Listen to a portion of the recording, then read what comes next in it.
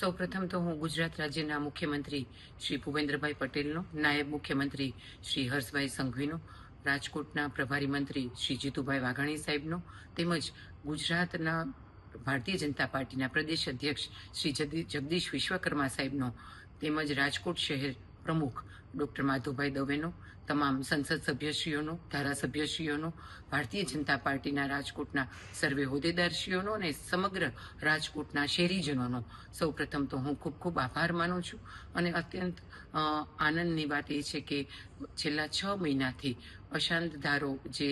મારા વિધાનસભા વિસ્તારમાં એની મુદત પૂર્ણ થતી હતી એની અમે રજૂઆત કરી હતી, તો સરકારશ્રીએ ત્વરિત જ આ નિર્ણય લઈને આ અશાંત ધારાની મુદત છે એ ફરીથી રિન્યૂ કરી છે અને હવે આ મુદત 16 જાન્યુઆરી 2031 સુધી અશાંત ધારો આ તમામ વિસ્તારમાં ફરીથી આ જ રીતે લાગુ રહેશે. છેલ્લા 6 મહિનાથી વારંવાર લોકોની મારા પાસે આ બાબતે રજૂઆત આવતી હતી. લોકો સતત ચિંતિત હતા અને એ બાબતે ધ્યાનમાં લઈને મેં સરકારશ્રીમાં જ્યારે આ રજૂઆત કરી તો ગુજરાત રાજ્ય સરકારે અને જિલ્લા વહીવટીતંત્ર દ્વારા અને સમગ્ર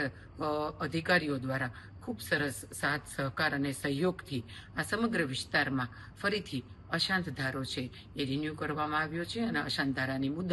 5 વર્ષ માટે વધારવામાં આવી છે. વિધાનસભા 69ના તમામ લોકો આ બાબતે ખૂબ ચિંતિત હતા અને વારંવાર મને રજૂઆત કરતા હતા. એટલે આ બાબતે છેલ્લા 6 મહિનાથી અમે સરકારશ્રીમાં અને તમામ વહીવટી પ્રક્રિયા અમારી ચાલુ હતી અને હમણાં જ થોડી વાર પહેલાં જ મને કલેક્ટરશ્રીનો ફોન આવ્યો કે